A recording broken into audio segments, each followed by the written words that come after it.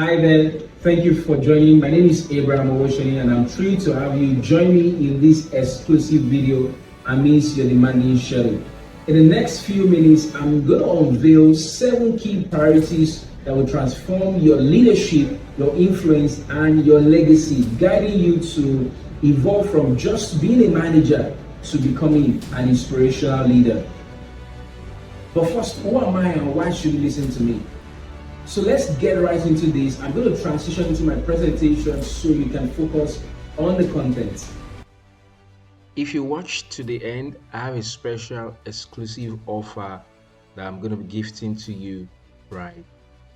I'm a seasoned leader in education and youth development. My leadership journey encompasses my diverse experiences and expertise in training and development, higher education, project management, publishing, and youth development, empowering individuals to achieve holistic growth through impactful training programs, coaching, and educational initiatives.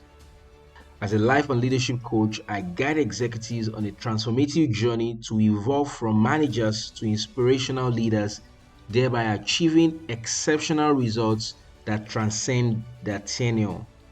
Beyond coaching, I've trained over 33,000 individuals on essential life skills, delivered over 100 keynotes and public lectures, and made over 70 media appearances on radio and TV. Additionally, I've served in over 26 leadership and academic positions, earning recognition for outstanding leadership. As a corporate trainer and management consultant, I've collaborated with organizations contributing to their learning and development efforts to empowering their teams for enhanced work productivity, surpassing business goals. I've also authored over 20 books outside the corporate world. I'm a father, I'm a husband. Molding minds and raising young people is not just what I do, it's my life's purpose. And this is the driving force behind every endeavor. This is my book called Lead a Ship, Navigating Success in Managerial Position. It's been a great tool helping managers evolve into leaders and sailing their team to excellence and high performance. And it's my rare honor to share with you from it today. I can tell you that you are absolutely in the right place, and the next couple of minutes will shape your leadership trajectory. Let's begin with the lead a ship theory as shared in my book. This theory states that everyone is a leader because everyone has a ship. So I want to ask you, what ship are you leading? Yours could be a unit you are heading, a department, a group, an organization, a corporation, a nation, a province, a region or a state, an institution, or even your home as a family, or your personal life as an individual, or any other expression of your vision. So here is how exceptional leadership works. Exceptional leadership is the cornerstone of successfully navigating your ship. And so if you're a manager of a unit, you're a manager of a group, you're a supervisor, you're a director, you are a chancellor, you're a president, you're a co-founder, whatever is the ship you have identified, exceptional leadership is what will help you to successfully navigate your ship. So let's talk about you as a manager. You hold a key role in influencing the direction, motivation, and the overall success of your team. However, simply being a manager is not enough. It's like the engine of a car. The engine determines the capacity of the vehicle. Leadership is not a title, it is the engine behind the title that drives the results. So you can be called a manager, but the real engine required is the mindset of a leader. So it's an evolution from just being a manager to a leader. Leadership is the bigger engine that drives the other engine. Do you see it that way? It's the bigger engine that drives the other engine. Leadership is an entrusted privilege. It's like steering a ship, guiding it safely to a defined destination and ensuring the well-being of everybody on board. Now, here's something interesting I want to show you. In your role as a manager, director, supervisor, head of department, administrator, coordinator, team lead, principal, superintendent, chairperson, chief executive, overseer, captain, controller, founder, vice president, governor, president, you need an additional cap for the success of your ship. I'm going to say that again. You need an additional cap for the success of your ship. This talks about capacity and capability. It's like a cap you wear. This is the additional cap for the success of your ship. So beyond the title you currently bear, beyond the office you are in, beyond the role you are serving, you need an additional cap for the success of your ship. And this is demonstrated in these two words, capacity and capability. Talking about capacity, leadership is heavy, but it depends on the capacity of the leader and the structure available to carry the weight. Many people have always appreciated the glam associated with the office, but many also have been trapped under the weight because the capacity was not there to sustain it. So leadership is heavy, but it depends on the capacity of the leader and the structure available to carry the weight. Now, here is an interesting case study I want us to look at. Let's draw it all together with this case study. This is the story of a manager called J.A. Yeah, so Mr. J.A. is celebrated for his operational prowess and efficiency.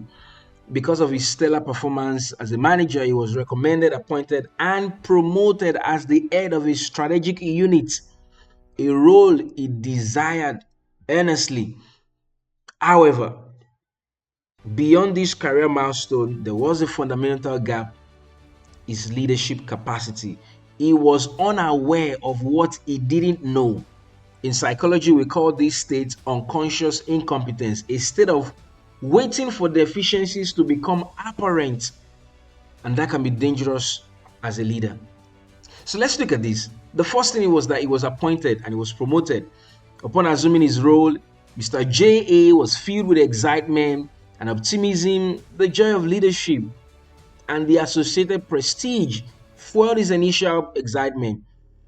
However, this quickly gave way to the uncertainty as he struggled with the complexity of his newfound responsibility. Yes, there was an onboarding process, but that focused solely on management tasks, leaving him unsure of how to fulfill his duty as a leader. Number two, there was a lack of awareness and understanding.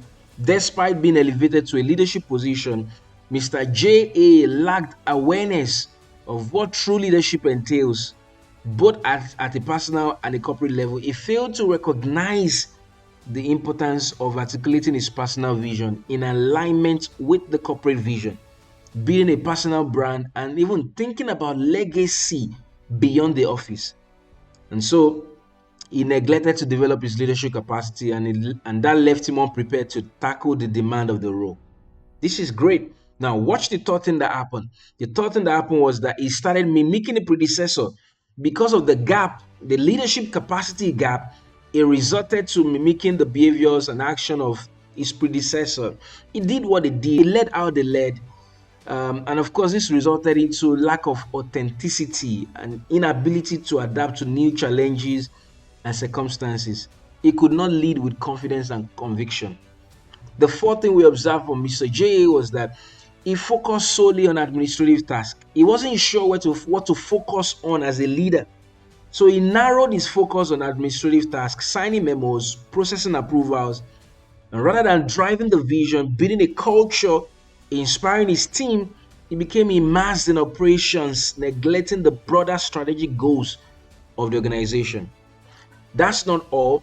Which the fifth thing we observed was that he was insecure. He had this authoritarian behavior. Because of his insecurity, he was commanding his subordinates, disrespecting people, exerting authority, and team members were disconnected to him, and the culture soon became toxic because of his authoritarian approach. The sixth thing was that he focused on short-term goals.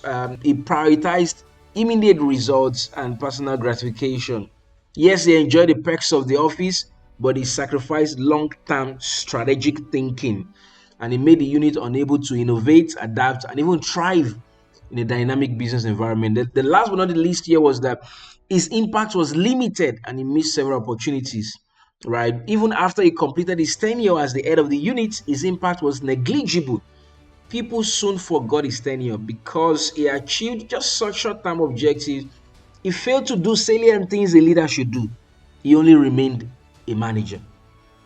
So I want to ask you, are there similarities you see like Mr. J.A.? Are you like this manager? What if you can evolve from just being a manager to being a leader? I want you to think about it.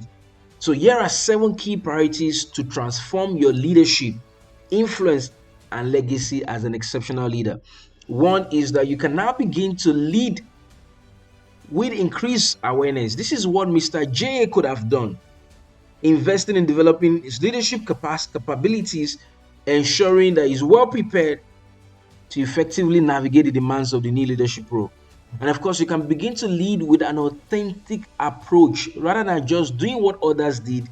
You now begin to cultivate a strong personal brand, leading from a place of your vision in alignment to the corporate mission.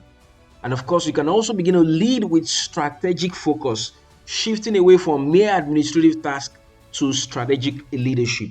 The fourth thing I recommend you begin to do now is to begin to lead with an empowering style rather than commanding obedience. Becoming secured and leading with an empowering style will be a great addition to guarantee trust, respect, and transparency. Not only that, you need to begin to lead with long-term thinking. Prioritize strategic initiatives over just short-term gains. Foster a culture of innovation among your team. Explore new ideas. Embrace change for corporate growth and improvement. Begin to think about personal and corporate legacy beyond just the confines of your office or your tenure. Think more into the future. The sixth thing is you need to begin to lead with an enduring impact. Imagine during your tenure, you can birth groundbreaking initiatives for your organization, and you also begin to drive tangible outcomes that can propel the organization forward even when you're done with your tenure. The last but not the least, I recommend here, a priority you should begin to do is to lead with continuous growth. Continue to invest in continuing professional development for yourself and your team, fostering a culture of excellence that positions your organization for sustained success. This is awesome. So if we recap these right now, here are the 7 priorities. Lead with increased awareness, lead with an authentic approach, lead with strategic focus, lead with an empowering style, lead with long-term thinking, lead with enduring impact, and lead with continuous growth. So what's going to be your next move in your current position and role? It's called a leadership role, but it's not the title that bestows leadership. It's the mindset of the individual occupying the position that truly defines them as a leader, not just the designation.